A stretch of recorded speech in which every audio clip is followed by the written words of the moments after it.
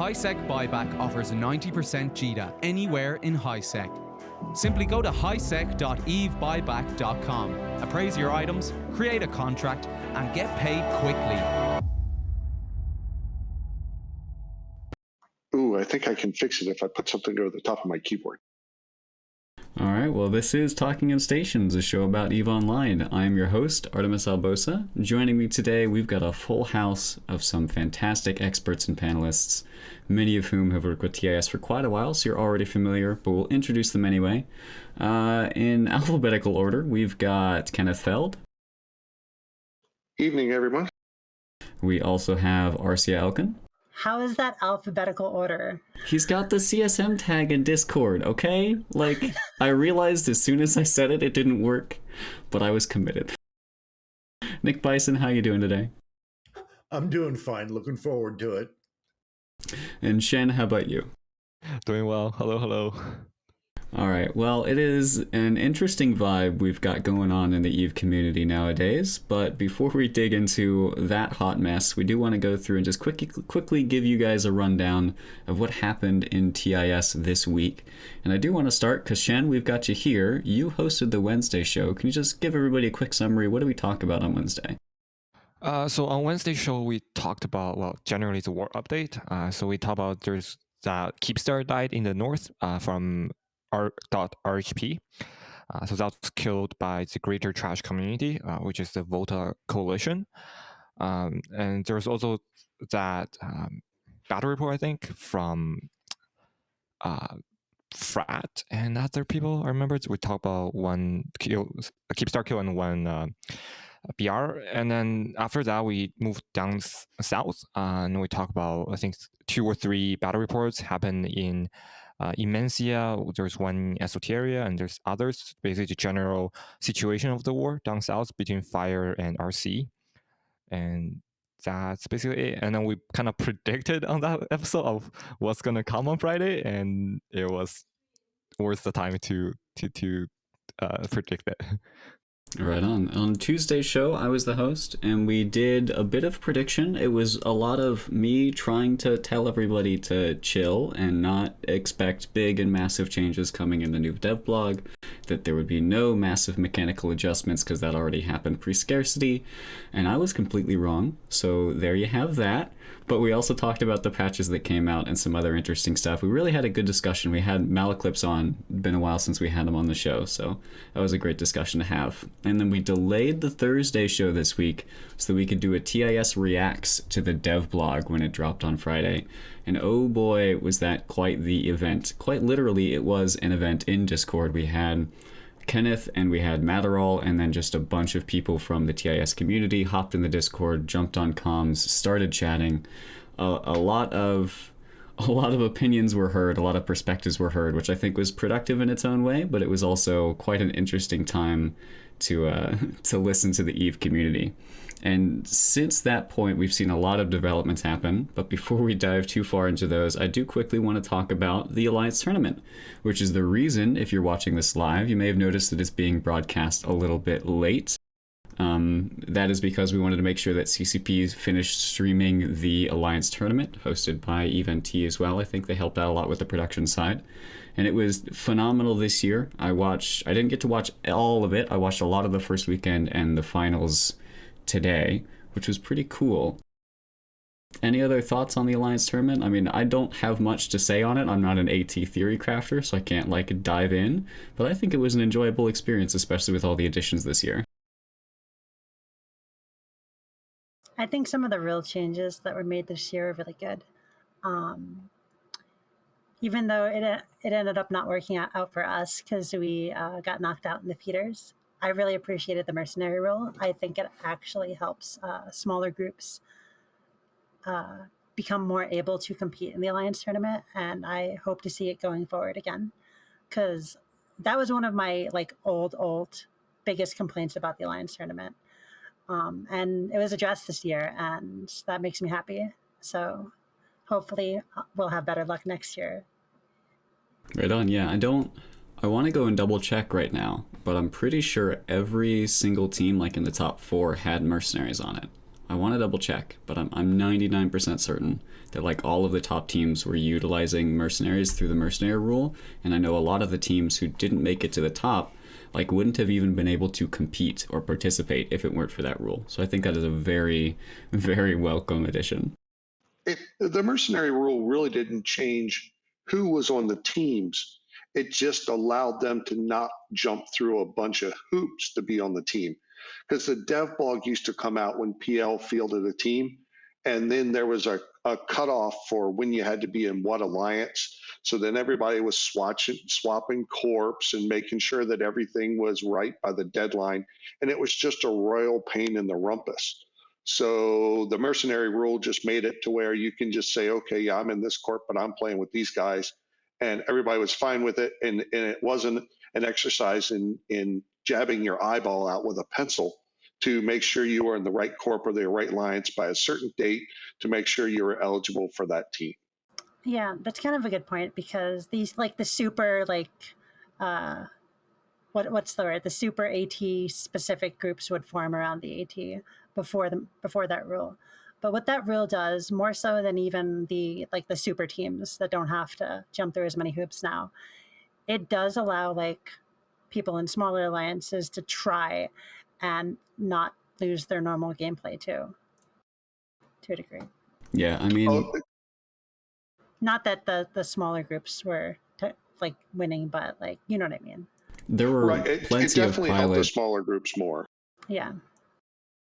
There were plenty of pilots I know of, and I was one of them at the time, where you were part of an alliance and you were maybe going through a war, or you just liked flying with the people that you were flying with, and you would love to participate in the AT, but you weren't willing to jab yourself in the eye with a pencil to make that happen. Or you couldn't be trusted by these established groups because the barrier to entry was so high and everything was so hyper competitive. I feel like the mercenary rule, on top of the reorganized prize structure, plus the ability to have feeder tournaments, all of it has lowered the barrier for entry to the Alliance tournament while still making it incredibly rewarding for everyone who participates, which I think is phenomenal. All right, well, let's dig into the meat and potatoes of today's show. If you are a fan of the show, you probably know that Nick is quite the industrialist himself in HiSec, if memory serves. Kenneth is a well-known industrialist in heavy industry, large industry, at really a scale that few players interact with. Shen does a bit of industry on his own. I have tried to learn it since scarcity came about and thoroughly failed. Arsia, and I ganked a miner yesterday. Yes, so Arsia is on the opposite side, hunting the industrialists and the miners. And the reason we're talking about an industry, the reason we're talking about mining, you probably know because you've seen everything. There is a dev blog, From Extraction to Production. This was promised with the new the new quadrant update, New Dawn, which is the quadrant 4 for 2021. They said this thing would be coming. They said it would be big.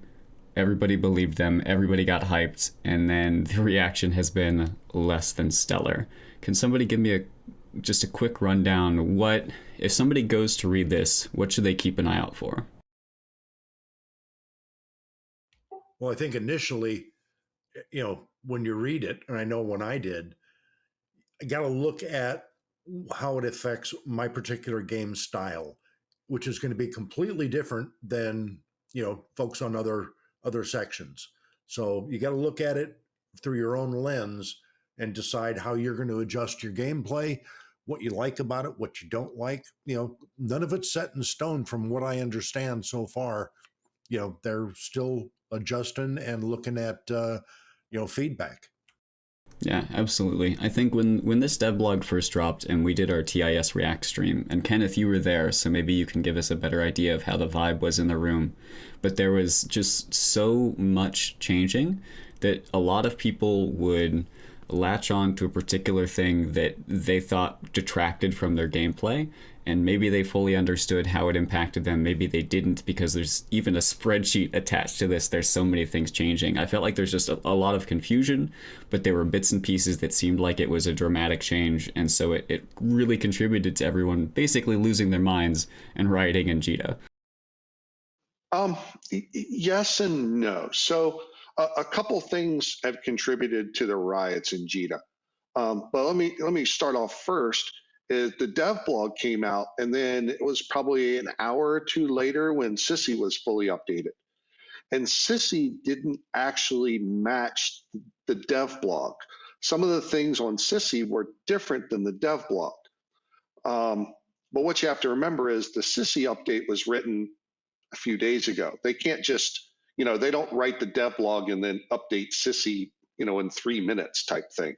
They've worked on Sissy, I don't know how long it takes, but I would imagine a few days to get all those changes in there. And then so like if there was a last minute change due to some input by a certain group of people, then the dev blog may have been changed, but there's not necessarily time for Sissy to catch up to that. So there is a lot of misinformation out there. And the very first thing I said when we opened the Friday show was the Oracle was nerfed 33%. Straight up, it's 33% nerfed. Now that's Tech 2 Indie Core and excavators on ore. Ice is a different story. It got nerfed a lot harder on ice and a lot of other things. And everybody's like, oh, well, he said it was only 33%. What about this, this, this? And, I can't cover every possible scenario, or you're just going to have more spreadsheets here to explain the spreadsheet there. So I think one of the biggest things is the spreadsheet just has so much information. And like for the Oracle, one hull bonus changed, which affected everything. It affected the T2 core, how the T2 core interacts with the hull change, how that interacts with the excavators. So you can't just go look at one area and figure out what happened to you. You've got to look at multiple things. So for like strip miners, you have to look at the strip miner, you have to look at the wastage, then you have to look at the hull bonuses on the Hulk or the Coveter or whatever ship you're using, how that affect the strip miners. Then you had to look at the Rorqual. How did the changes to the hull and the Rorqual affect boosts? And then how did the T2 Indie Core affect the boosts that the Rorqual's given out, which are affected by the hull changes, which affect your ship, which changed, which affect the T2 strips that changed, and do all that math. And it's just pretty much impossible until you get onto Sissy and actually look at it. And hopefully, from my testing so far, most everything but the Rorqual is pretty much up to date and is tracking pretty close to the math that I had before. Right on. I want to go through and explain to everybody who maybe doesn't have the time or hasn't yet been able to check into the dev blog, check in the spreadsheet, and identify which parts of their gameplay has been adjusted. Am I correct in saying that every single component of like industry and mining and that sort of aspect of EVE Online is being adjusted with this? Is there anything that wasn't touched? The ore strip miners, I think they're the same as they were before. Maybe a few other things that has the ore label on it because they didn't have any wastage attached to them or anything like that because they're the ore faction modules. Short of that, there's probably very, very little that affects mining that wasn't touched in some way, shape, or form. The mine links weren't touched. The ore and the mining and the shield mine link weren't touched. But short of that, pretty much everything else was to a certain degree. Right on. Is there anywhere in particular you guys want to start, or shall we just go through? Maybe we start with the things that people are shouting the loudest about. How about we start with the good stuff? Okay, that's fine with me. Let me. A good news first kind of guy. I'd like to start with expectation, and I'm that glass half full kind of guy, because when this was announced, I'm looking at it and I'm thinking to myself, okay, when we went into the scarcity, I can't produce the way I used to. And they say, okay, scarcity is going to end. And from the day one, I was saying, I'm not going to be back to producing as I was, because there's no way they're going to give that all back to me immediately or incrementally. But this is going to be an incremental release and update, and and how we do things. So I manage my own expectations, and the folks I talk to, that just because they use the term end of scarcity doesn't mean era of abundance again. Tempering it that way makes this a fairly easy pill for me to swallow. Now, I realize, as Kenneth mentioned, there may have been changes that hadn't made it to CC yet. All right, no worries, man. I'll go back and check it again later this week. Right on, yeah. So let's talk about the good, and then we'll get into the bad and the ugly. So Kenneth, what are the good things from your perspective that came out of this? Well, not the toot or anything, but the one thing that I did have a change in, and I'm this is the first time I've talked to Nick. Full disclosure, I've not talked to Nick since the dev blog came out, and I'm really interested to hear his take on this. Is I campaigned for and pushed, now not campaigned like to get reelected, I campaigned internally to get the crystal squish done for all of the mineral ore. So feldspar, scordite, pyro, and plagio all get lumped into what they call common. Now that won't be the real name, but the common or common crystals. The next 4 or 5 get grouped into the uncommon, and so on. And then all the abyssal ores get clumped together, and mercoxide is its own. That was 100% my idea. I pushed it, CCP implemented it, and I was kind of scared because I didn't really I got to say, hey, would be cool, and then I got to see it at the end. I didn't have too much input in the middle, but they already had the moon ores to go by, so I was hoping that they would just copy that and everything would be fine, and that's what ended up happening. The skill squish also you're going to get some points refunded if you have everything trained, but all the skills came off the low end. So I know that everybody's saying new bros with the tech one get 100% wastage. Got it. I fully understand. But with the skill squish, getting them into T2 will be almost a month quicker because it takes 1.8 million skill points off of the low end. So they get in a month quicker. And I'm kind of interested, especially his take on it, because I know he's a newer player, probably deals with newer players mining a lot more, and just kind of how that part was received and that kind of stuff. Well, yeah. Now, I'm going to take it in 2 parts. First of all, Kenneth says I'm a newer player, and he's right. Compared to him, I only started 14 and a half years ago.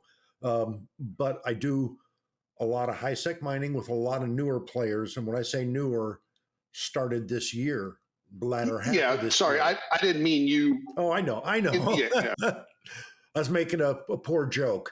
And I'm sitting with, 6 different characters that all have every reprocessing skill maxed out.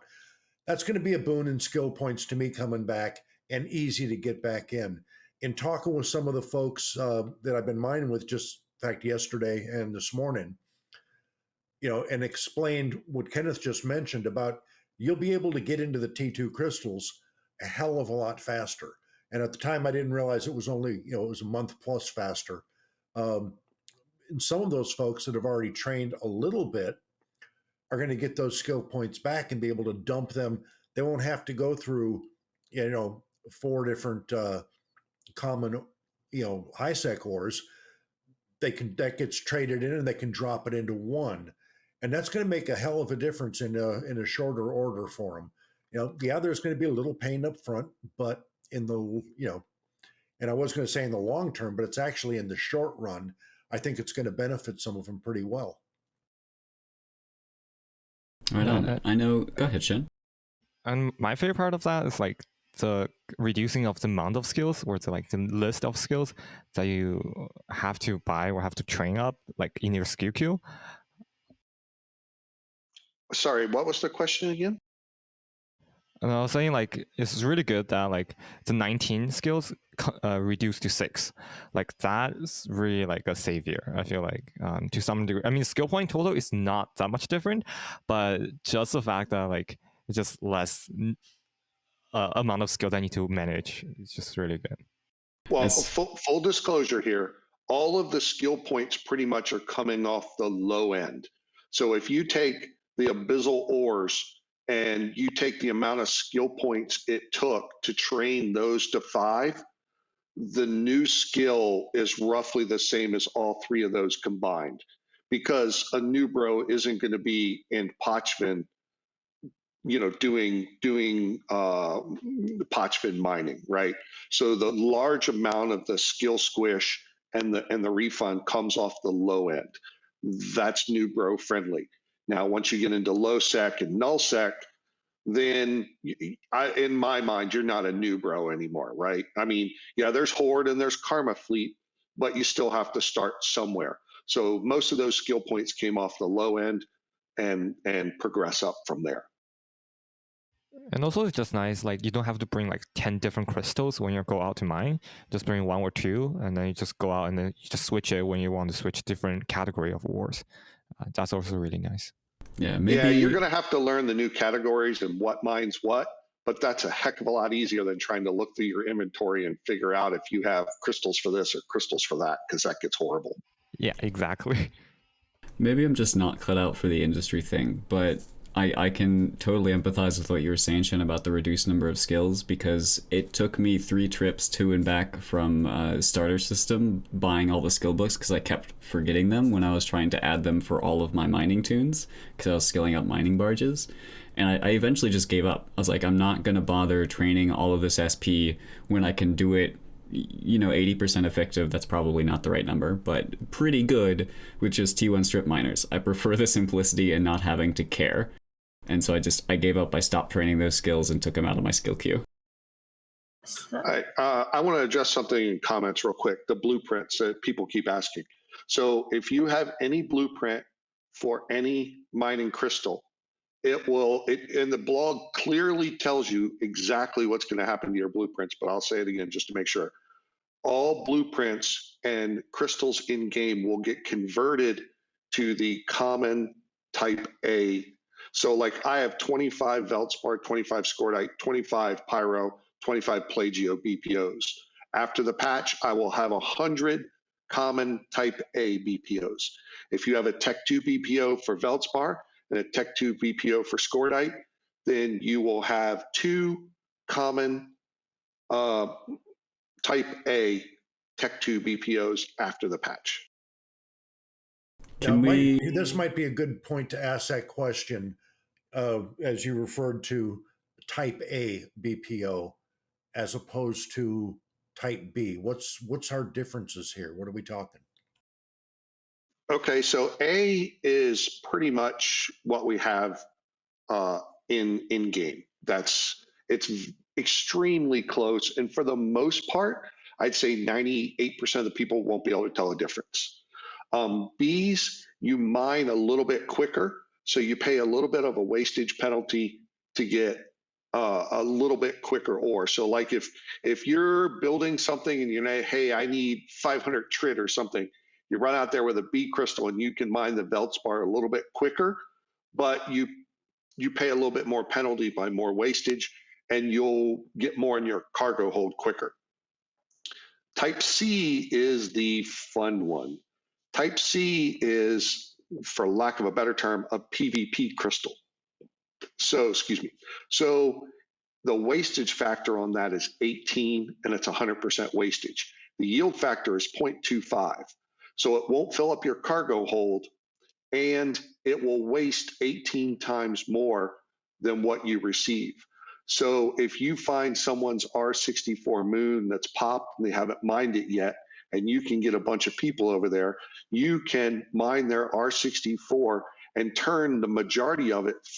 I said 18 times before because I was told that wastage gets calculated before yield, but now that SSC testing, I'm not sure. Either way, it's 4.5 times or 18 times, one or the other. But even at 4.5 times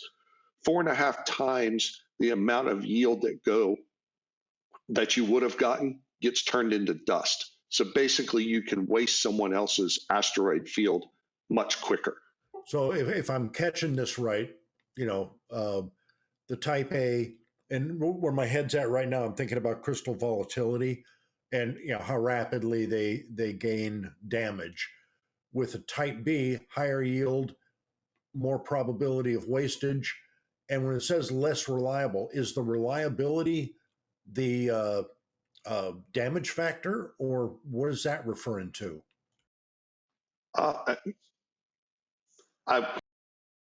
I'm pretty sure that is your how fast it takes damage, but I'm not. That one I have to double check on. All right, yeah, that just had me curious because I was looking at it and I was, when you talk about a crystal reliability, a lot of us will think, time it stays alive. So that's where that came from. Yeah, I do want to quickly bring up, we've had a lot of people mention it in the chat about the use of Type C crystals in HiSec and how there really is no counterplay. If you have a HiSec moon, somebody comes along and just eats it all up and you can't do anything about it. Wasn't there a post about giving people who did that a timer, I think? Yes, Yeah. you CCP Psych posted, and you'll get not a criminal flag. Concord's not going to come after you, but you essentially get a suspect flag. So if you're out there mining and someone comes by with a Type C crystal and blasts your R4 moon to eat your stuff up, you can attack and kill them. Yeah. And they do not get kill rights on you. And So- yeah, and he did mention in that, I happen to have that post pulled up, it's adding PvP timer when Type C crystals are used in HiSec. Obviously, if you're using them in low and null, yeah, you can already get shot, so it doesn't matter. So yeah, for the people saying gank them, you won't have to gank them, because if you gank them, they get a kill right. If they have a PvP timer, then you can just kill them. So as mining stands now, I kind of view it as a bad avenue for newer players to start with, because it's something that really requires better ore and more characters. And with newer players having the worst waste, the bad waste mechanic when they start after the change, do you think it's something that will push more players towards stuff like exploration and stuff? Because what I see time and time again with new players who don't want to go into industry hard and don't want to dedicate all of their time training into mining and industry, but they want a way to fund themselves for PvP, for roams and doctrine ships and stuff, is they tend to do really well with exploration, because they go out for a couple hours, get a couple 100 million and come back.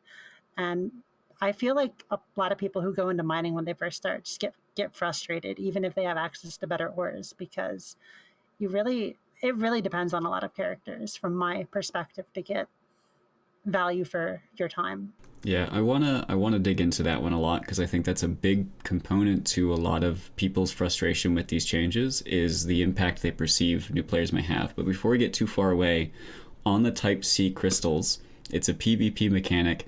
There was some concern from various members of the community about this being used by spies who would become a member of some group and then mine their own R64s with Type C crystals, but from the inside. It is trackable in the mining ledger, so if you're doing that, you're gonna burn yourself really quick, so probably don't do it.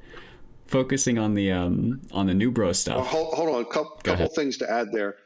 People are talking about code going in and raising ice fields. There is no crystals for ice, so you can't go into an ice field even in HiSec and destroy it with the Type C crystals, because crystals are only for mineral ore and moon ore, not for ice. Second thing is, anytime that you say new bros and you talk about the wastage factor and that kind of stuff, you have to put old veterans and Rockwell pilots in that same sentence, please, because they both have the same wastage. So anytime that you talk about new bros not being allowed to do X, Rockwell pilots and Tech 1 strips have the same exact wastage and that kind of stuff. So if you don't let one in, you can't let the other in. I'm not talking about letting people in or not letting them in, but if I'm a player who has 300 million skill points, 200, 300 million skill points, I don't have stuff that I have to train in order to have fun with the game. If I just started and I have to put 2 million skill points into, you said what, 1.8?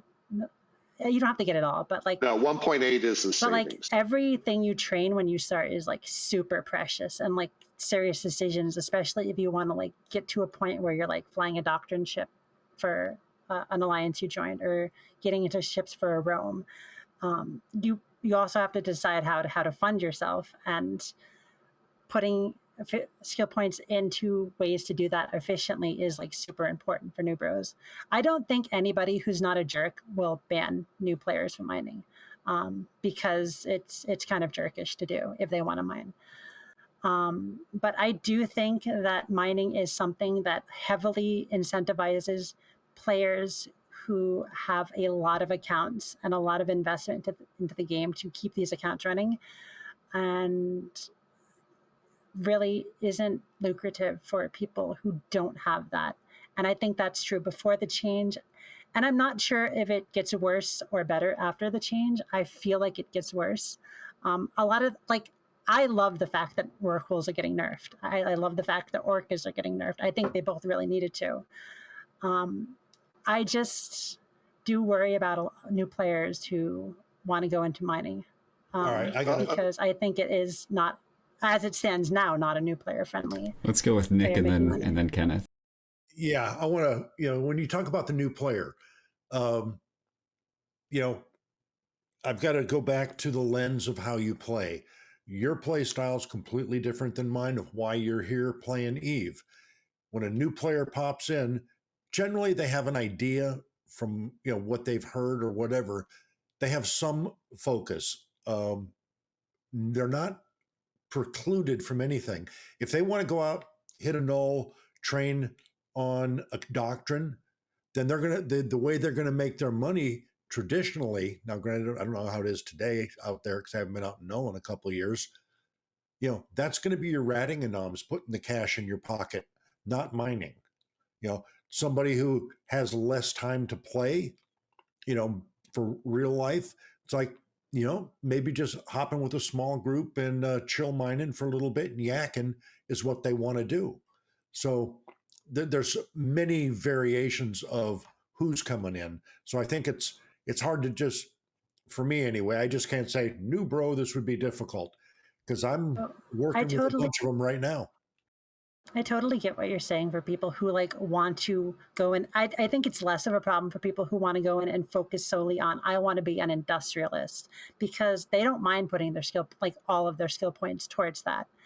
But I'm kind of focusing on not maybe not like a null person, but maybe low sec, or somebody who's kind of in a situation that I've been in my entire Eve career, right? Who went into mostly PvP, but needed stuff on the side to make money for that, right?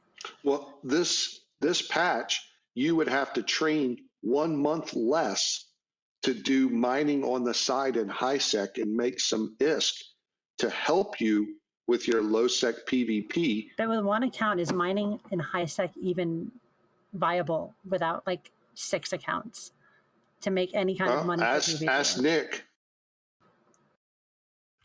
Nick, you mean if you are completely solo without friends, no, it's not. But then what in Eve is completely solo? Because I mine. You get in a smaller group, and you have the camaraderie, and you have the help, and then it is a little. You're not going to make a mint with a single tune, but it's doable. And also with type B crystal in public area in HiSec, I think it's easier to get higher yields compared to before, where it's a standard type A crystal, right? So it's public area, nobody cares about the waste, right? So you feel free to use the type B ones. And you have a new belt the next day. It's not like everyone talks about, oh, you're taking my income by this wastage thing. But in belts that are regenerated every day, not so much. Yeah, I think the Type B crystals are going to be the reason that this is beneficial for new players. Type B crystals and the reduction in training. To your point, Arsia, I agree. If you compare the opportunity cost of a solo player mining in a retriever in HiSec versus exploring in an exploration frigate, or running level 4 missions, or going and doing escalations or something, they're going to make more in the other activity. But people who are doing mining aren't doing it for the ISK a lot of the time. They aren't doing it because it's the highest ISK per hour. They're doing it because they're interested in the industrial aspects of EVE Online, or because they have a bunch of fantastic friends who are doing it with them, and so they're just chilling on comms. I think that if you boil things down to ISK per hour, things are narrowed because Type B crystals exist now, and the skill gap is lower for the newer players as well. But it's always going to be the case that you're better off as a solo player doing another activity rather than mining, but that's okay. I mean, there are plenty of people who are going to do mining anyway, and if you need to be a little bit further on in your EVE career before you have enough ISK to waste your time mining, waste, I use the term loosely, then I personally think that's fine. Like, I'm not saying it's not fine if that's what you want to do. And but like I said, the people who want to mine are more okay putting more of their skill points into mining, and probably looking forward to getting more accounts to do it with. But I don't know. Like I've mined R64s with 4 or 5 accounts, and it's like that's rated as like barely worth my time. But maybe I'm just far removed from what I was 11 years ago or whatever. Also, mining in nullsec, I don't know about lowsec, but mining in nullsec as a really new player, it's not really viable by yourself because of bell rats. Just the bell rats themselves can be really, really deadly to some of the ships. You're just mining solo in a barge or something like that. I mean, they could still mine with like their alliance on a moon. Yeah, see, that's the thing. When you're mining with someone else, when you're using like really bad skill and really bad modules, that's when the coordination needs to come in, right? Between, let's say, what's your waste probability, or like what's your waste chance, or something like that. I don't get what you're trying to say. Sorry. So it's like that basically. So we're trying to say before, it was like one character, one tune. Right, it's just like one character mining and all and feeding themselves for PvP. That's not really viable, I would say. Like, even nowadays, like just by themselves because of bell rats. Well, but they can mine alongside somebody else. Like, you see, but when they're mining along someone else, that means they're gonna destroy someone else's ore. No, in some way. No, but doesn't that like further my point? People don't mine that way. Like, I don't think too many people are going to get that upset about them destroying ore. But like, I mean, they can get links from other people, but I don't see their like income increasing exponentially if they mine next to somebody outside of the links and the other people destroying the rats. Before we go too far down this, we've had some confusion in chat, people saying like your mining yield is cut in half, and we've been talking about wasting and destroying ore, but we haven't described what is an entirely new mechanic of mining waste. So Kenneth, can you like give us a rundown of what's the new mechanic? How does it play into the ecosystem of all of these changes? Okay. First, one thing to Arsia's point, this is your one shot to fix your bad decisions. All the PvP players who may have put a little bit in mining and then figured out mining wasn't for them and then went on to PvP, and they lament having that million skill points in mining or whatever, they're going to get all of that back and all the ISK refunded for those skill books that they trained way back when, and that'll all be unallocated. So that's going to be a boon for a lot of PvP players who used to mine and don't want to mine with that pilot anymore. Okay, so wastage. The way wastage works is it is a percentage of a chance to waste a part of the rock. So, and then there's a wastage factor. So if your wastage factor is 1, then it will waste the same exact amount as you pull into your cargo hold. Wastage will never affect the amount that you mine except in one condition. So for instance, if you have a rock that has 10,000 units of something on there, and you're pulling in 500 of those units, and your wastage factor is 1, and you're 100%, then when you get 500 in your cargo hold, 500 of that rock also go poof. So if you scan that rock after one cycle, it would have 9,000 left. The 500 that went poof and the 500 that's in your cargo hold. So, and wastage is calculated first. So to give you an idea where that would come in, say there are 750 units left in that rock and you're pulling in 500, when the cycle ends and it does the calculation, well, you were supposed to pull in 500, but 500 is supposed to go to wastage, but there was only 750. So the 500 goes to wastage first, that goes poof, and then 250 end up in your cargo hold. The other scenario is if there's less than 500 there at the rock, then all of it would go to wastage and none would go in your cargo hold. So that's the different scenarios for wastage. Now, where it gets tricky is like the Tech 2 crystals have a 34% probability with a wastage factor of 1. So every time your cycle ends, the random number gods decide 34% chance, do you get wastage or not? So if you do that over enough samples, then obviously you're going to be pretty close to 34%. So you can say that every time you mine, out of every 3 cycles, 1 will be a wastage cycle, 2 of them won't. And I just got to reiterate, when we say wasted at that point, it's not, you're not wasting what's going into your cargo hold, it's evaporating out of the rock. So it's not available later.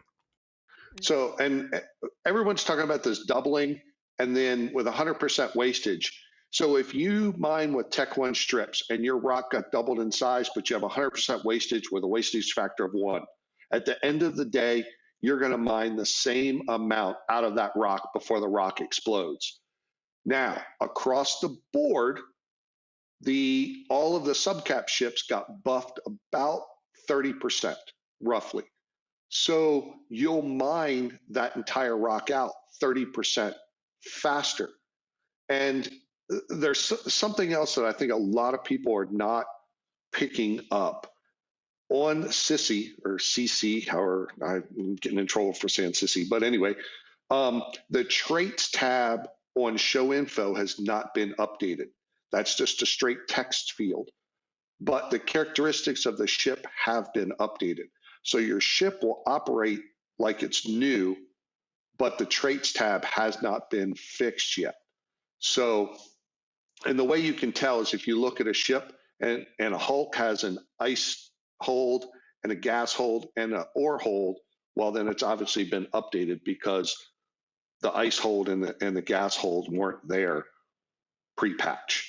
So that's kind of how you can tell whether the ship's been fixed. And also, if you look at the attributes from the dogma have been fixed, but not the traits tab. And I think that's causing a lot of confusion.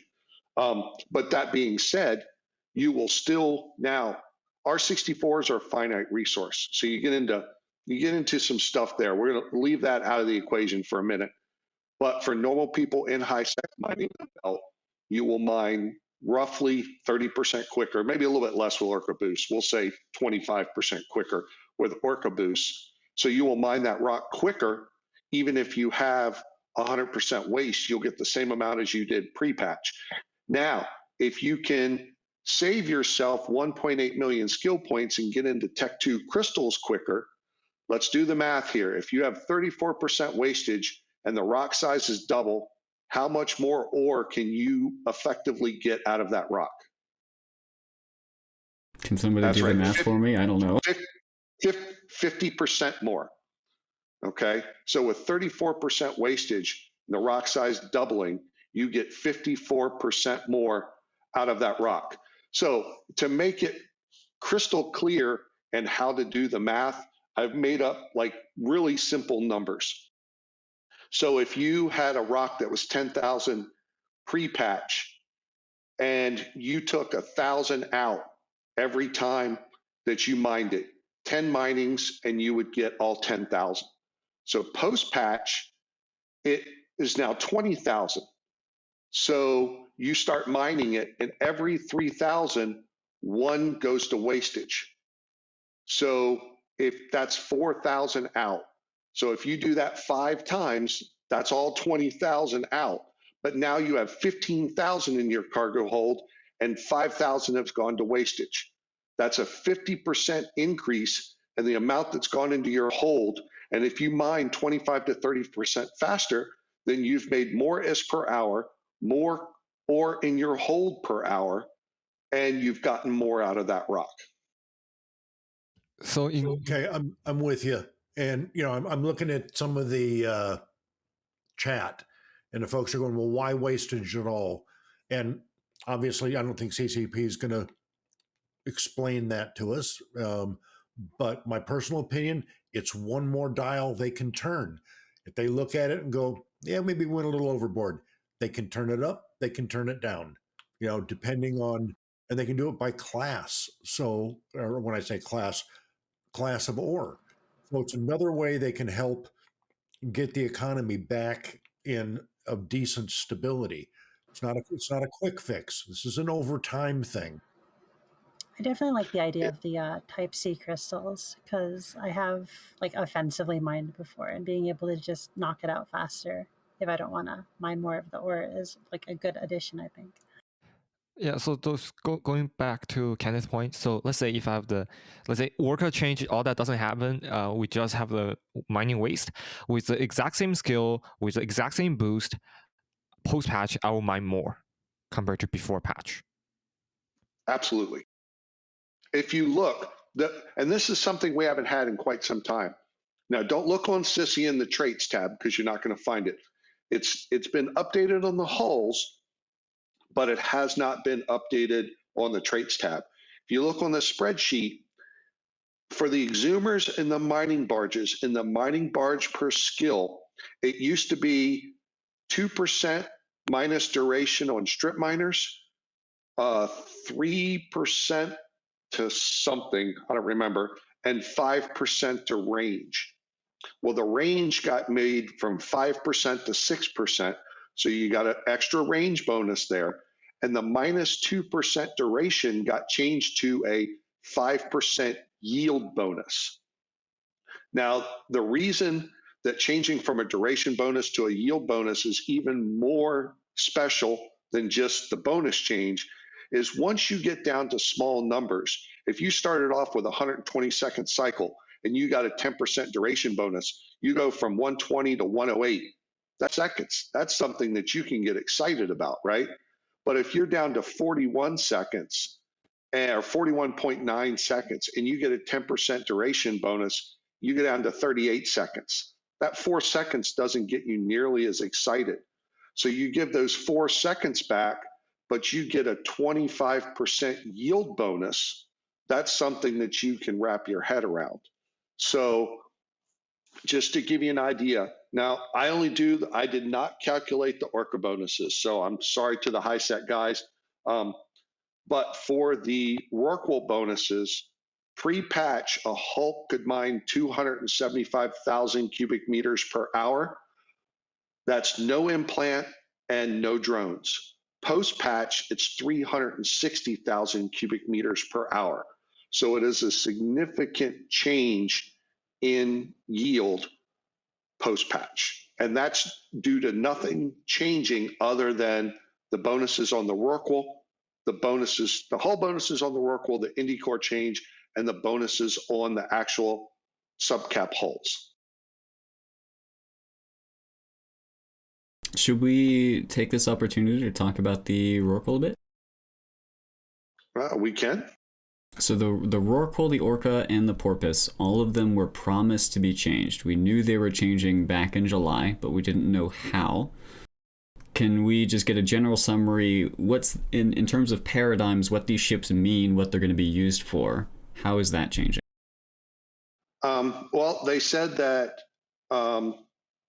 the mining support ships would no longer be the mining monsters. They would be support ships that can mine. So let me get my numbers here. And I have, just so everyone knows, I have verified these numbers with 2 different members of Goons who are part of their, I'm not going to say who they are because I didn't ask them for permission, but trust me, they're guys that drive their numbers and they know what they're talking about. And, anyway. So pre-patch, a Rorqual could mine 648,000 cubic meters per hour. That's now this is paper. So that's how much it can mine on paper. Now, in order to mine in a Oracle, you have to put out the drones, and those drones are slow. My grandmother can walk faster than those drones could fly. So they are quoting about 80% yield off of that. I think it's a little bit lower on average. Now they're doing full 55 plus day pulls on their R64s. Most people that I know do 28 to 30 days. So you have to move a little bit more and that will affect your yield. But nevertheless, I'm more than willing to go with their numbers. So 648,000.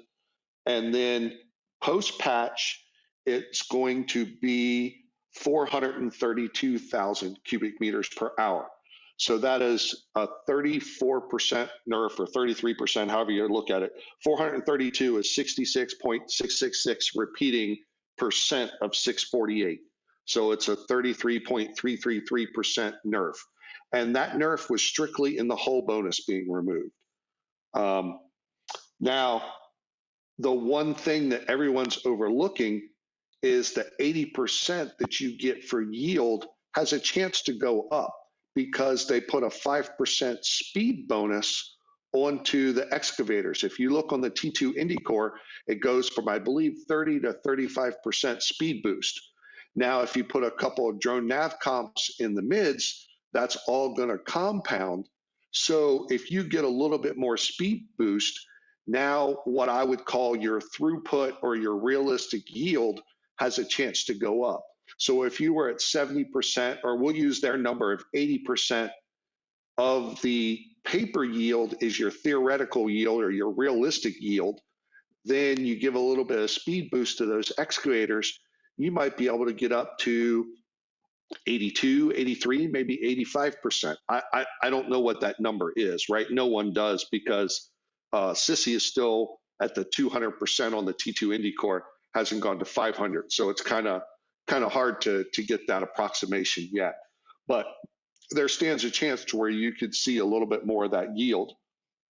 Now, if you take that into account, because someone got a calculator that can do 80% of 432 real quick, I think it's about 350-ish, 348, somewhere around there. Yep, 345.6. Okay, so you're right around the 350 range, and if you look, the Hulk with full Rorqual bonuses post patch is 360. So they're going to be pretty close, roughly, of within each other where they're going to be. The difference is the Hulk is going to have a 34% wastage. The Rorqual has a 100% wastage. So if you mine the R64 with a Hulk, you get 50% more from that moon. If you mine it with a Rorqual, you get the same amount today as you do post-patch because it's 100% wastage. So then why do people fly Rorquals after this patch hits? What's the reason to put one in space? Well, they still, like if you put them in ice belt or something like that, the biggest thing with them, and this is my personal problem with them, you could put them somewhere. Say you did a full 56-day pull and you got I think the biggest rocks are like 350, 360K. You could snuggle up next to that rock, go into siege mode or Indy Core mode, whatever you want to call it, launch your excavators and hit F and launch them on that rock and hit a timer for 22 minutes, I think it is, something like that. You can go wash dishes, fold laundry, go to the bathroom and come back in 22 minutes. And you've just transferred that entire rock to your ore hold with absolutely not a single input on the keyboard. Oh man, Arsia, are you like me thinking, please, Rorqual pilots, go do the laundry after your Rorqual's in the belt? I mean, yeah. I usually don't have enough. Yeah, but if you're talking about a moon with 50 Rorquals on it and you put your Discord or Mumble or whatever you have on speakers and, someone yells, hey, there's hostiles, you can walk back in plenty of time to hit panic and, let Well, a Sino and the fleet comes through. I mean, Is maybe that- a lot of the, some and a lot of the things. Rourke pilots I've dealt with when I was out in Null doing it, it's, you know, if there's a half dozen of us out there in the belt or in the mining, and someone has to walk away for a minute, we got them covered. You know, it's not, you know, you're not defenseless. You've got friends. Is mining after this patch still going to look like 50 Rorquals on a moon chunk, or is it going to be 2 or 3 Rorquals and 47 Hulks?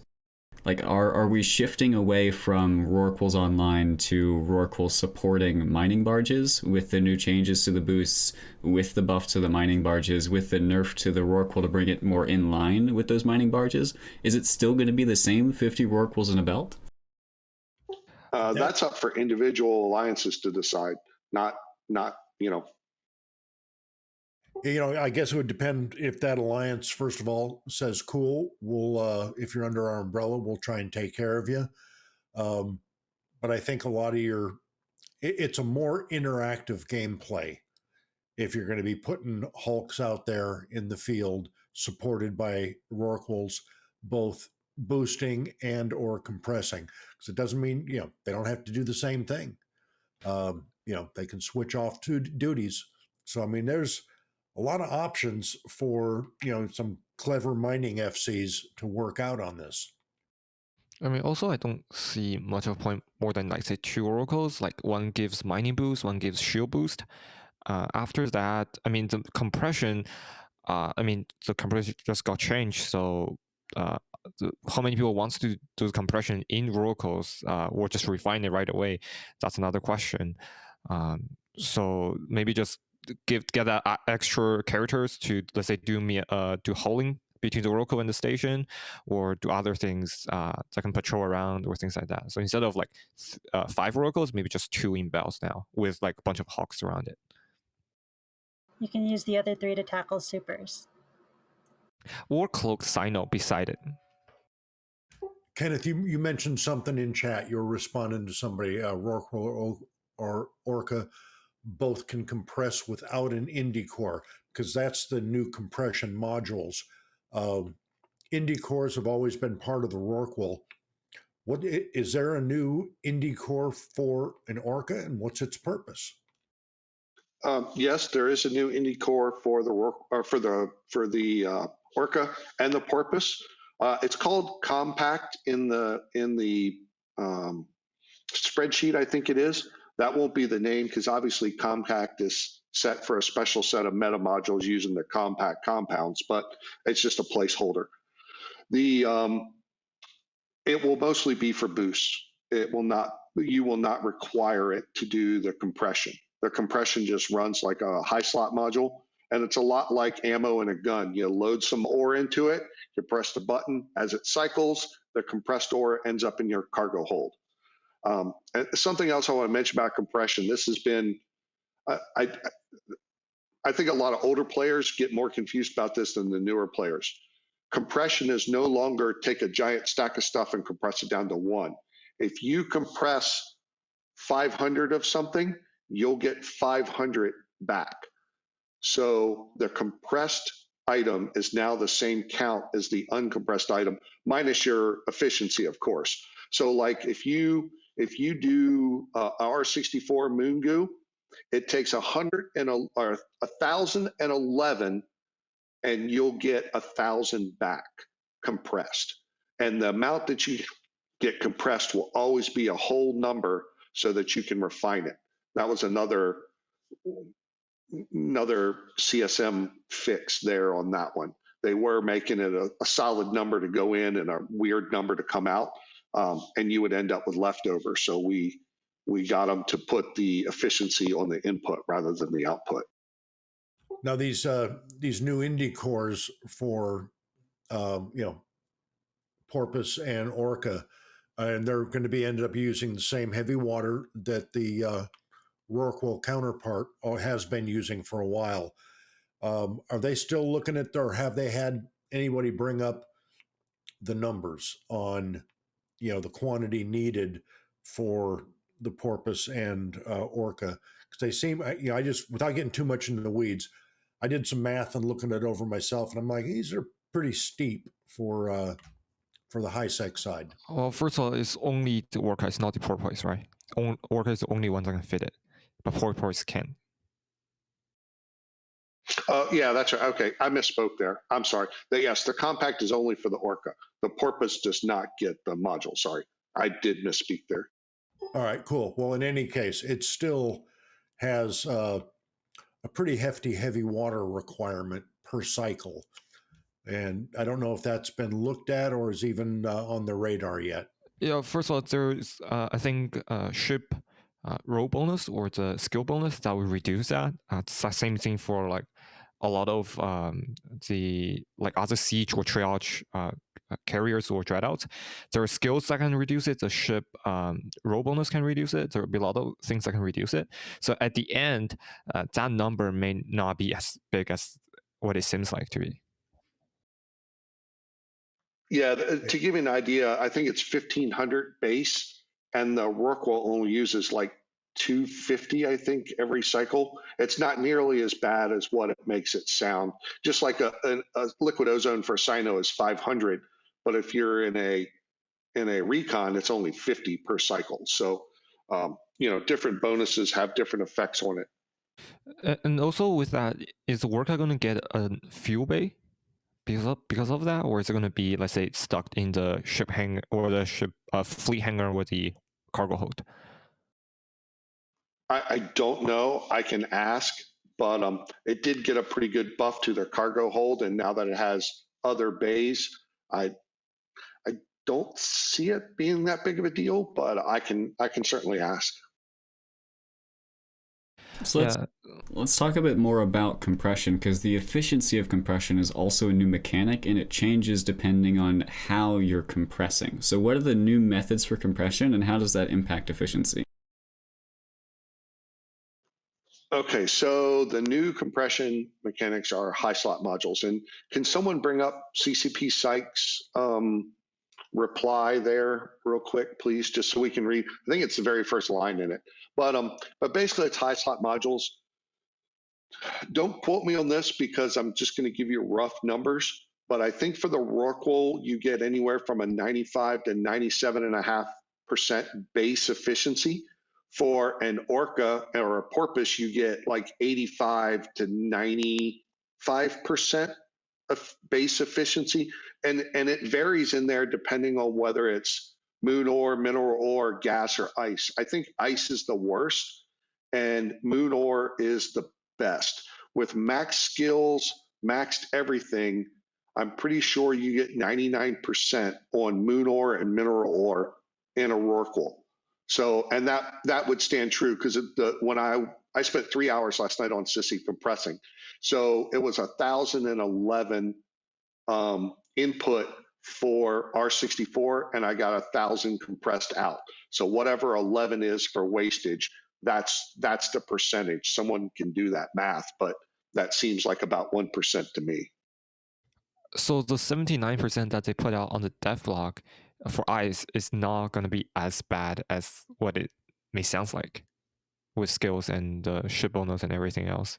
Well, it depends. If you take a Rorqual that has a base of, I don't quote me on this, but I think the base for ice, because ice is the one that doesn't work yet on Sissy. At least I couldn't make it work. And I think it's got a base of 95. You can probably get to like 96.5% with skills. So you compare 79% to 96%, that's a pretty big gap there. And so when those modules are running, they're running by cycles, right? So during those cycles, is it the same as, let's say, Inti-Core, where it's like self-tackled and you can't move, you can't do anything like that? Or no, it just, you can't activate them in warp, and you cannot, it disallows tether. However, on Sissy, the whole time I was doing it, I stayed tethered. So I put in a bug report. Let's just put it like that. I'm pretty sure that's broken because I filed a bug report on it. And if you read the attributes, it says disallow tethering true. So to me, I believe that you should not be allowed to be tethered, but on Sissy you still can. Yeah, there's also some folks bringing up using it inside of a pause shield, and as I understand it, this is currently allowed. I wouldn't be surprised, like that's fixable. It's already a problem that's been solved with Sinos, so I can't imagine that as soon as CCP realizes this is like a problem with the mechanics, they can change that mechanic. I've already suggested that. I'll say that flat out. I've already suggested to put the same restriction on a Sino on these modules so that you have to be X amount of kilometers away from a pause stick in order to activate them. Well, there went my plan. Okay. But on the topic of, back to the base compressions, and everybody knows the Rourke in space is the only thing that's going to compress moon ores. All right, that's a given. For what we have right now, where basically a structure with a, I just lost the name, refinery module. Katara? Yeah, a refinery module can compress ore. I'm assuming that will remain in effect, but the wastage will be added, or is that looking to change? Okay, so CCP Psych on Friday's show confirmed that every place that you can currently compress in stations/citadels, you'll be able to post-patch. You'll just pay the penalties that are in the dev blog. So 10% efficiency for mineral ore, 10% efficiency for gas, and 21% efficiency for ice. So does that mean it's more efficient to compress in locals than in stations? Yep. The what? From what he just said, in my case, it's going to be, just base ores and ice. It's going to be more efficient to do it in my orcas than in station. Oh my God, yes. Yeah. It's not even remotely close to being as efficient in a state. I don't know for real. I was kind of expecting when I first heard this plan that all of that would be removed. They left it in. Yeah. I'm not fussy about it one way or the other, but yeah, they put the efficiency so low that, that's like your last resort type thing. Right on. And with that compression, you mentioned that they're adjusting the values for how long it takes. And that I want to take this as sort of a jumping off point to discuss the interaction we've had between CCP and the community as a result of these changes. The devlog came out, and in it, there's an explicit call from CCP to say, go test this out on CC, look at the spreadsheet, and give us feedback, because this is a lot of changes, it's a lot of new mechanics, it's a lot of numbers to tweak, and CCP has been very clear that they are listening and they will tweak these numbers based on the feedback that they get from players. And like, I just want to be clear, because I feel like a lot of the outrage that we've been seeing, people are hearkening back to days of 2011 to the Summer of Rage and stuff. The CCP back then, the riots were necessary, the outrage was necessary because they wouldn't listen. In this instance, CCP is begging you to check, to look at the numbers, to communicate with them how it's going to impact the things that you do in game, so they can tweak, so they can change, so they can balance. So please go test, give your feedback, but do it constructively. There's no need for outrage and riots, because CCP is practically begging you to give them feedback so they can make adjustments. Well, and they're responding. I mean, just by the fact that, Psych responded back pretty rapidly with, here's what we're looking at already, with a long list of items that's been brought to their attention, either pre or post release, immaterial, but they're looking at it and they've got plans to work on it. So, I mean, it's not like no one's listening. All right, I do want to make sure. You can be outraged all you want. It doesn't matter. It is what it is. Some people will like this change. Some people really hate this change, and there's nothing anyone can do from stop you from having your feelings. We're just telling you the way that we see it, and then you can react however you want. Sorry, that was just someone in chat saying he can't be outraged, and you can certainly be outraged all you want. Yeah, I mean, Personally, in my opinion, if you're being outraged, I understand why you would dislike changes. I understand why this might hurt your gameplay and you may feel like it's not what met your expectations. But if you have something that you don't like and you want it changed, then you have to look at how do you get it changed. And writing and outrage and salt is not how you get a developer to make changes, especially not when they're asking you to give them explicit feedback on how to adjust things. So you can be outraged, you're just probably not going to get what you want. All right, let's make sure we don't miss any things. We've talked a bit about compression. This one's changing. Do I understand just overall you're going to want to be in space with one of these modules compressing? You can do it in a station, but you really don't want to, right? Yeah, correct. Your station, compressing in station, it will be instant, but it will probably be what you want to do as last resort. Right on. And then if we're looking back to the crystals, right now type A is basically what you're using right standard. Type B means you're getting higher yield, higher ISK per hour, if you will, but you're going to be losing more. So you probably don't want to be using that on an R64 or something that has limited resources. You don't want to be using that when your resources are scarce. Type C is for PvP purposes. You want to destroy somebody else's resources.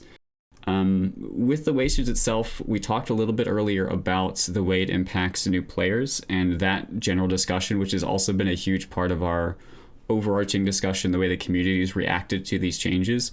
Do we have any more thoughts on if this impacts the way new players are interacting with mining in different areas of space? Obviously, there's a difference between a HiSec belt and an R64 moon. How do we think that's going to play out? You know, I'm going to have to yak with some of the folks and that I mine with regularly up in HiSec, and kind of get their feeling on once we get a chance to discuss and see what these changes post CC are at. Because right now I don't have a real good grasp on it, to be honest. Fair enough. Well, I am willing to put my opinion out there, and you can take it as you will. I am not a good miner. Yeah, I'm going to be wrong. I'm not a good miner, but I have done a lot of other mechanics and gameplay within EVE Online. And the thing with these crystals, the thing with requiring them now versus not requiring them previously or making them more valuable now, is very similar to the way that if you look at incursion running as an example, or any sort of income generation in EVE where you shoot stuff with lasers, like it is already the mechanic in the game where as you progress you get better. And if you have less skill points, then you're doing it slower, the sites don't respond as quickly, or maybe you're not going to make as much ISK per hour out of the site as somebody else. So Ishtar running a haven is going to make less than a carrier running a haven, and there are a limited number of havens. But groups aren't out there, or at least successful groups aren't out there restricting new players from running havens. They did in the past, it went away. Groups used to restrict new players with T1 battleships from doing incursions. It went away. They're not successful anymore. The value of the new bro is so much larger than the value lost to the veteran player from that income that they are not going to restrict new players. It could happen in individual instances, but poor decisions and poor optimization by a few players is not a reason to say this mechanic is going to screw over new bros. Some players will screw over new bros. Overall, the mechanics are not going to realize new bros getting screwed over. That's where I think this is going. I think it's not going to matter. At least I think for a HiSec, let's say solo players, this is somewhat of a good news. First of all, you get the bonus from the what's it called? The ship roll bonus, right? And then with Type B crystal newly introduced, it can really help in HiSec, in public areas, to really up that yield for players. Because, and then if you're solo, you don't really care about, let's say, people saying you're wasting with anything like that. You're just there by yourself. And I think for HiSec players, at least, that's a really good thing. Like, you're just doing it solely. Nobody's pointing fingers or anything like that. I mean, that's another thing about playing EVE solo, right? A lot of things that we talk about is like, say, group plays, alliances, but there are those solo players out there that are also playing this game as well. Right on. I know we did want to, before we wrapped up, we want to make sure we didn't miss out on some changes to capital components, and it was discussed in the dev blog as a follow-up to scarcity, if memory serves. Can somebody give me a quick summary? What's changing with capital components and like the way capital construction's working? Sorry, I was replying there. Yeah, so all of the capital construction BPOs got their P4 reduced. I believe it's self-harmonizing, whatever those things are. Yeah, that's the capital core temperature regulator. Yeah. No. I'm talking about on the actual components. Every component had that one P4 reduced across the board. That's fairly minor, but it really helps on the hauling because that's a lot less you have to haul. The core temperature regulators got their water cut in half. That's a big change. And then the capital core temperature regulators got the amount of P4 cut by 33%. I think, is that right, Shen? Went from 150 to 100. Yeah. Well, so they got cut by 33%. So I'm looking at the spreadsheet right now, and it's the self-harmonizing power core is only used in those the new components, not all the components. Only the communication systems that are newly introduced for each faction. Do what? Like the ones that are newly introduced for each faction, right? They require self-harmonizing power core, whiteware mainframe, and broadcast node. All of those got reduced. Some of them got reduced by half. Because I don't see that going all across all the capital components. I don't see one PI that's like required in all capital components. Well, the core temperature regulator is needed across all of them, and that's was there. The core temperature regulator is needed for all the faction ships too. So that helps everything from a faction frigate all the way up the line. Yeah, and the for the capital core temp regulator, the integrity response drone dropped from 150 to 100, and so did the self-harmonizing power core. So that's a third less of some of those tougher to grab items. So if we're trying to summarize the impact this is going to have, obviously nobody can predict where things are going to land specifically. But can we just generally say caps are getting cheaper? Is that a reasonable thing to say? Spit in the ocean. Building cost wise, a little bit, yeah, but not gonna matter that much. I feel like it really just helps for the core temperature regulators. That much less water really helps the faction frigates all the way up through the faction battleships and stuff. For a capital. For a dread, I think it's like 70, 80 million, something like that. It's really not, yeah. All right, fair enough. And as I was scrolling through to look for these changes to capital stuff, I realized we've totally forgot to talk about gas harvesting changes, which have also changed significantly. Can somebody, as I find it, give me a quick summary? CCP sites thing, can you bring that up again, Nick? Because I think he mentioned something in there that I want to talk about with this. But gas harvesters will now be fittable to barges and exhumers. So you're going to have the big giant Hoover that can mine the gas in wormholes, nullsec, lowsec, and I guess there's HiSec pockets where you can get it. But yeah, so that will increase the gas harvesting quite a bit. Does it say anything about the frigates? Yeah, so in CCP Sykes' post, he says they're actively looking into ways to bring gas harvesting bonuses back to frigates. So right now, the state of gas harvesting, and I do this quite frequently, it's like 50% of my game, I will go in with a Gnosis and 5 Ventures and I just nuke wormhole gas sites. That's just completely not possible, right?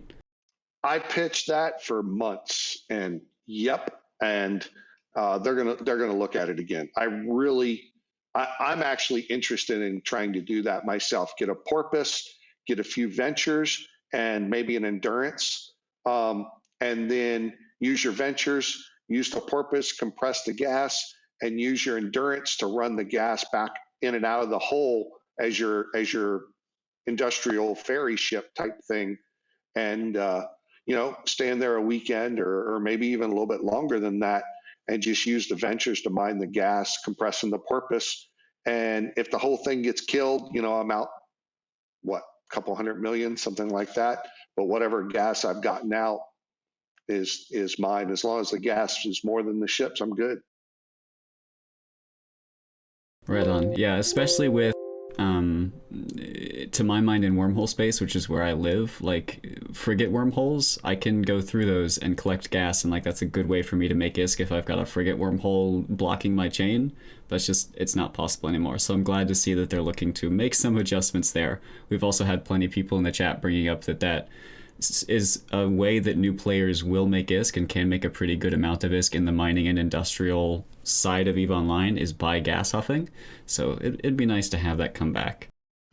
And also the Hoarder got a gas hold of 30k, I think, and Creo's got a 30k ice hold as well. And those are in addition to the holds they already have. It did not replace them. They're in addition to. Oh, yes. I didn't know that. Okay, that's great to know. So with that, so right now I can put ice and gas into Warhold in, let's say, the Miamos or any of the capital or the industrial command ships, right? So after the change or post-patch, I can't do that anymore? I have to put them into a specific hold, or are they still going to fit into the Warhold? No, ore hold will fit ore, ice will go in the ice hold, gas will go in the gas hold. You can't just dump everything in the ore hold anymore. Okay. I love the wormhole guys. They're some sneaky bastards. I just saw a post from one of them that's like, Orca with an industrial core multiplies the ship's mass by X. Be useful for rolling large holes. Oh, wow, yeah. You could probably, no, you can't fit a 5,000, but I can tell you this, I rolled 3 holes this past weekend when we were mining with Rorquals fitted with capital plates and a 50,000 micro warp drive, went through cold, came back hot, and left it critted. Man, yeah, Orcas used to be the preferred rolling ship before we got like Higgs anchors and stuff, so nice to see them return to that role. Also, we gotta give an honorable mention to the Primate.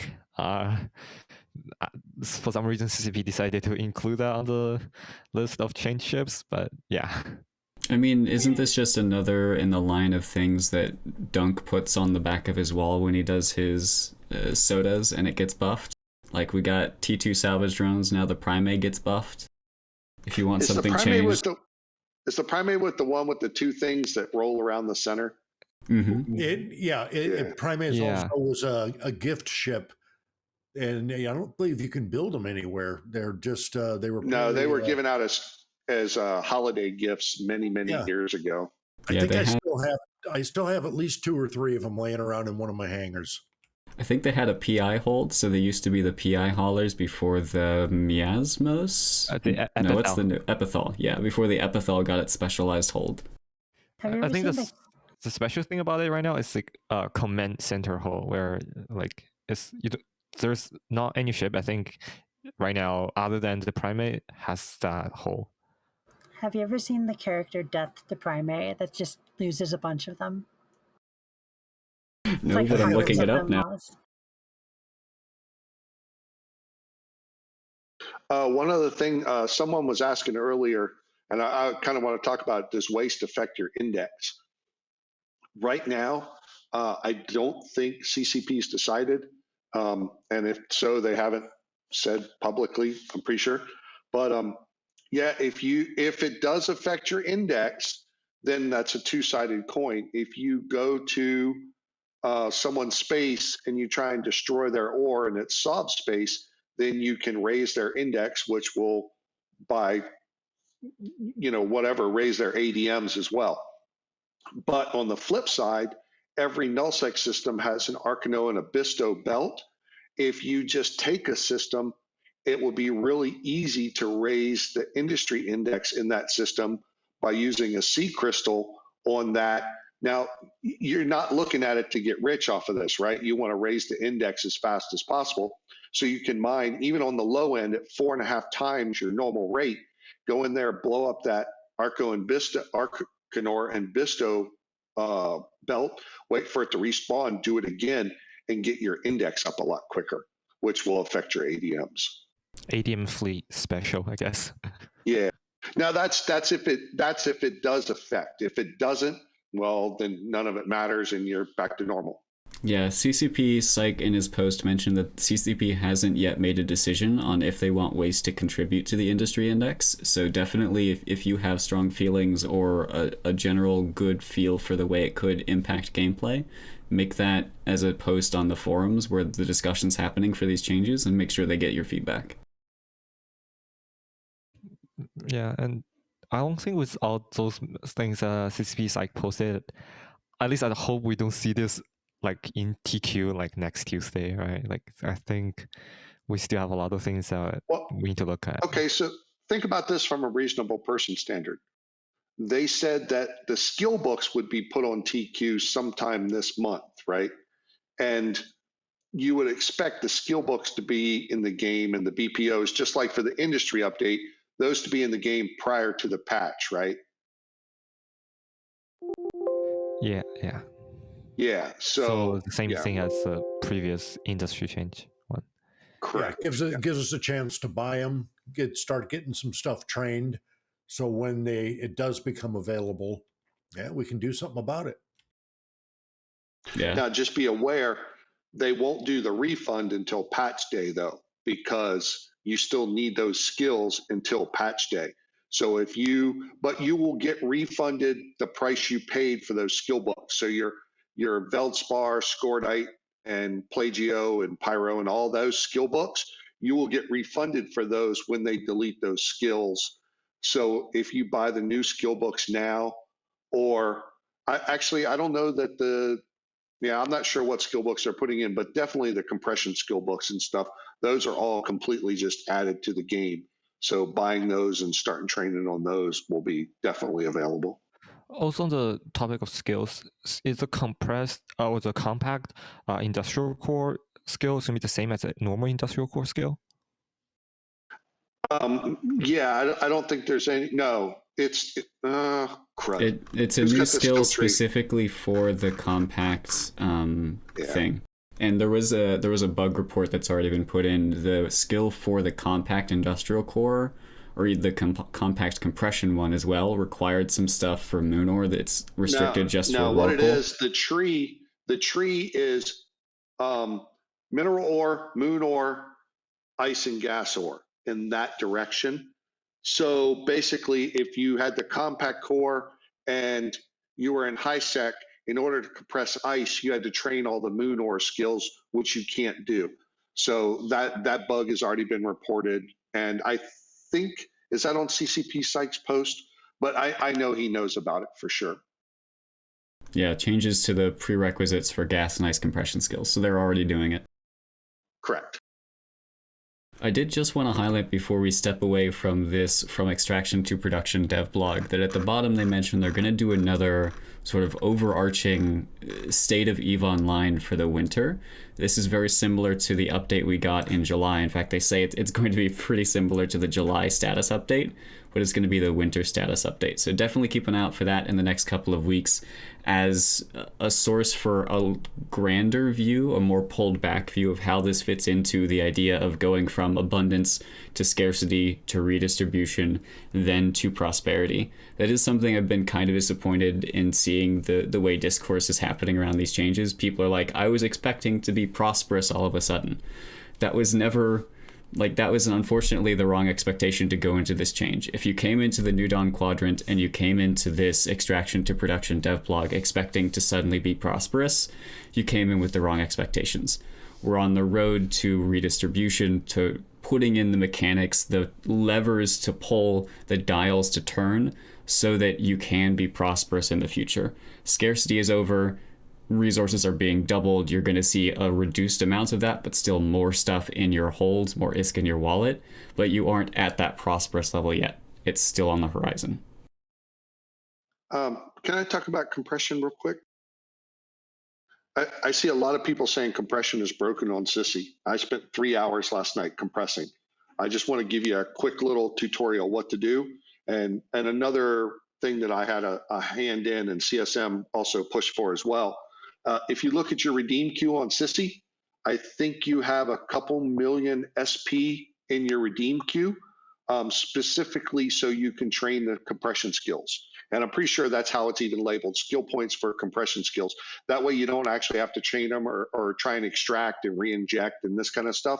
The free SP is right there in your redeem queue. So once you train the skills, there's no icons for the actual compressors. They're just there. They're not available at the MTACO Keep Store. You have to go to Perimeter or one of the Ytria, whatever that goofy corp is. But anyway, you have to go there and buy the modules. Once you put them on a ship, the ice modules I could not get to work, but moon ore and mineral ore I definitely could.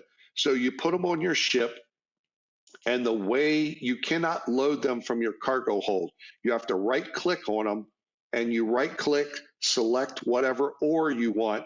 It takes 10 seconds to load them, and then you click on it like you're clicking a gun. And as it cycles around, then when it finishes a cycle, it puts the compressed ore in your cargo hold. And a lot of people were complaining that all it did was take a few percent and give you the same amount back. That is because the new compression is on the same amount as raw ore.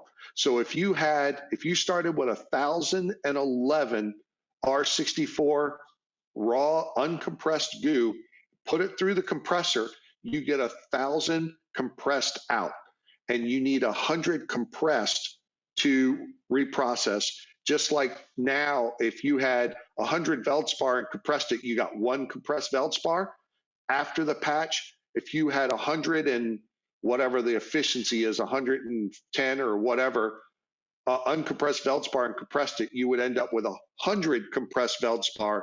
And then when you reprocessed it, you get the same amount as 1 compressed Veldspar today, or 100 uncompressed Veldspar is equal to 100 compressed Veldspar after the patch. And if you have any compressed ore during the patch, it will get multiplied by 100. That way you have the same amount pre-patch as post-patch. There's some questions in the chat about the ore hold sizes versus the cargo hold sizes and it not like balancing out. With the separation of the specialized ore holds, they're sort of rebalancing the whole thing and making so you can fit like a decent amount of ore into your cargo so that you can compress it, right? That's not what they're talking about. And is CCP Sykes post up there? Again, I don't want to say anything that he didn't put up there, but CCP Paradox was in the show on Friday, and he did say that there is a technical limitation.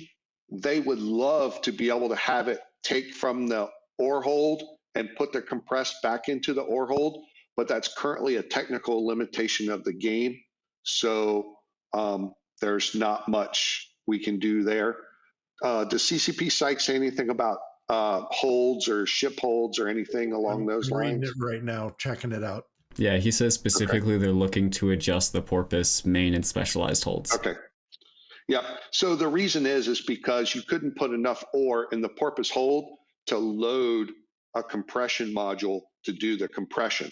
So they know that's an issue. There was some, I can't get into why it's the way that it is, but yes, it's an issue. And yes, CCP Psych addressed it and put it in his note, and it will be looked at. Also, just to clarify, so the new skills, right, the common words, uncommon word skills processing, reprocessing, are those the same as the compression skills?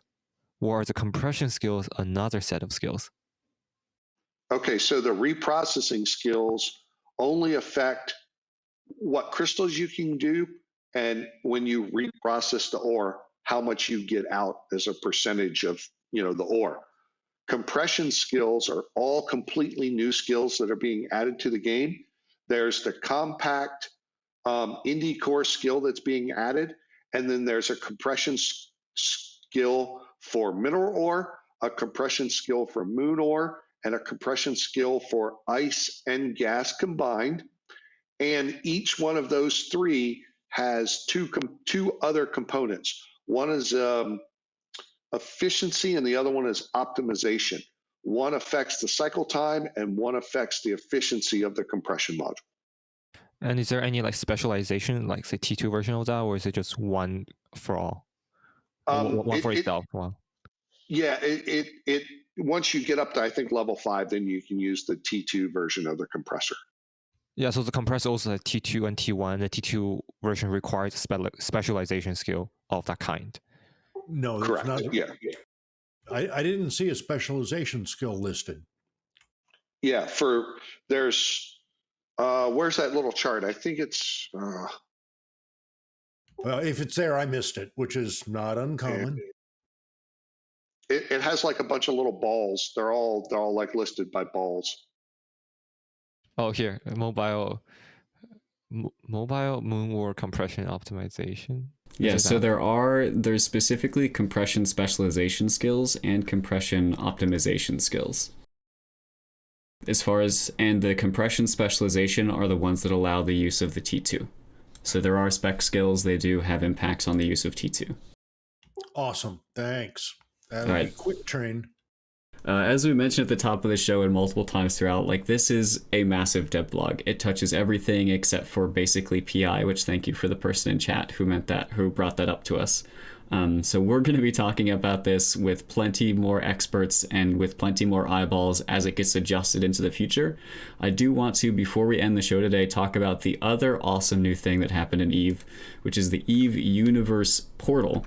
And this is something I have not touched before, but Arsia, you're pretty stoked for it. So can you walk us through what is this thing? So the EVE Universe portal is the update of the fiction portal, which we've had for a number of years now. It contains a big swath of lore and chronicles and news from the game world, like the in-character stuff, the backstory of EVE, the news that's happened over the years, and a lot of the chronicles and stories that have officially been written by CCP. It does a much better job than the fiction portal did of organizing a lot of stuff, and you have like the ability to search through news. News isn't in some weird place that's like completely separate from the fiction portal like it used to be. The EVE universe has basically everything that's related to the in-game story and world in one spot, more or less. There's still some stuff from like the old wiki that hasn't made it over, but CCP Delegate 0 is working on that. And there's still some stuff that needs to be updated, but there's always going to be stuff that needs to be updated because like old articles don't always get updated to reflect things that have happened in like the 20 years this game's been out almost. Overall, the RP community is sometimes a hard one to impress, but the general opinion of the EVE universe, how it's organized, and some of the basically the work CCP Delegate 0 has done is pretty high. Like it's a really good resource if you guys want to check it out. Search for some stuff, look over some of the news that has happened over the years, and get to know the world that you're part of. Yeah, I know for me personally, I'm not an RPer, but there have been quite a few times when I'm talking to somebody about like trying EVE Online, what it's about. They are like, they've done RP and other MMOs, and that's sort of the gameplay they're interested in. My best guess for where to point them was the EVE University wiki on the different factions. Like, I couldn't tell them, here's where you go to learn about what it means to be Galente. Now I can send them to EVE Universe. They click on, oh, that's how I learn about Galente. So yeah, the EVE, we've had a fiction portal for a long time, but CCP did their best job to hide it. And I mean, that's a little tongue in cheek, but like the news and people were really upset about how you just couldn't find stuff that easily. It's really hard to find stuff, and there wasn't like everything centralized. But EVE Universe does a good job in correcting a lot of that. there's still stuff that people want. There's always going to be stuff that people want. But it's definitely really well done work by CCP Delegate Zero. It's a good place to point people to start, in addition to like the player resources that are out there. And yeah, I think EVE Online is one of the most interesting fictional universes that has ever been made. And I think that it's really good to have all, at least more of the stuff available than it has sometimes been in the past. Because there's always been a lot of stuff behind like paywalls, like Source, which is a big book that has a lot of information in it about the EVE world, and stuff that was lost when the wiki that used to exist years and years ago went down. And I think CCP Delegate Zero does a really good job in general of being our lore dev. Awesome. From a non-RP perspective, like personally, I'll browse through, I'll skim through this thing, and I won't really care about it very much. Like that's just not what I'm into with EVE. But I think it's a nice reminder when we're looking at these changes. Like even though one of the biggest dev blogs we've ever seen in the history of EVE Online just dropped, and it's massively changing the way industry works, we still also have legitimate, meaningful, and massive changes to other parts of the community. So if I could take this opportunity to remind the player base, just because an Alliance tournament is happening, or just because things are changing with nullsec or wormholes or HiSec or whatever, doesn't mean that dev resources aren't also being contributed behind the scenes to your area of space. Like they will multitask, they will focus on different projects, you won't see updates all the time, but things are still happening. So don't, just because you're seeing an Alliance tournament happening doesn't mean CCP forgot about you nullsec miners and your rorquals. Clearly they didn't. Alrighty, anything else? Any final thoughts for the show? Is there something we missed that we want to make sure that we don't forget about? I want to Go ahead, Kenneth. I want to say my same piece. Nick, do you have the blog up? Can you read like the last sentence of the first paragraph by chance? Of the dev blog itself? Correct. Yeah, maybe about 5 seconds. The first paragraph, you said? The last line of the first paragraph. Last line of the first paragraph, while the Orca and Rourke will no longer be the best ship for solo mining platform. Okay, yeah, that's not it. There's something in there where it talks about dynamic something or other coming up next. I thought it was the last part of the first paragraph. All right, let me look at the bottom here. Oh, it is, yep. So it says, in July, it was mentioned that the shortage phase was ending, and that in Q4, Quadrant 4, EVE Online would be fully moving into the redistribution phase, followed by dynamic distribution later in 2022. So I'm going to say the same thing that I did way back when. It seems like forever ago now. Remember when everybody threw their hands up in the air and said, all the nullsec alliances are going to have HiSec mining groups to mine Feldspar. And a couple months later, we got a new dev blog, and all of a sudden, no, we don't need that. Now we all need to go do something else. Then now another dev blog comes, now we all got to do something else. We all got to take and extract all our Rorqual skills and inject Hulk skills. And then there's going to be another dev blog coming up in 2022 for the dynamic, or whatever they call it. I don't want to say it out of turn. But anyway, point is, this is all the dominoes. Another domino is falling, but there's still another one after that. And nothing is final yet, and people are losing their mind about an intermediate change. Now, I understand that there's a lot more than just this change there causing some animosity. CCP has not listened to the players for a long time. How many times have I come on here at CSM and said, hey, CCP did this, CSM tried to talk them out to it, they said, your input's not required or desired, we're doing it, right? Never heard and it. I think that's wearing on a lot of players as well, and it's definitely wearing on some of the CSM as well. That said, this is still just one more domino in that chain, and I don't know how many dominoes there's going to be, but there's more stuff coming as it's already been put in this blog. So we may only, this change will come. this change will go, and then the next one will start. So don't get too attached to where you are now, because just like you were status quo for 6 months and now they're basically upsetting the apple cart, kicking it, throwing the apples in the fire and whatever else, right? It's not just like pushing it over. They just flipped it. So more stuff to come, and have fun. The only thing I want to say, if I can take 30 seconds or less, tons of different opinions, tons of different points of views on the effect this is going to have on you individually, your group, whatever. Feel free, stop by the TIS Discord. Public Voice for the last day and a half has had a lot of folks in there from a lot of different views, exchanging ideas, changing some minds, not changing others. Feel free to stop in. Let us know what you think. Just make sure you behave yourselves. I mean, I'm happy to ban some more people, but behave yourselves, please, so I don't have to. I don't like banning, so be nice. All right. Well, thank you very much, everybody, for coming along. Thank you to our audience for listening, as well as to Kenneth, Feld, Arsia, Elkin, Nick, Bison, and Shen for coming on the show with me today. I've been Artemis Albosa. This was Talking in Stations for Sunday, November 14th. We'll see you on Tuesday.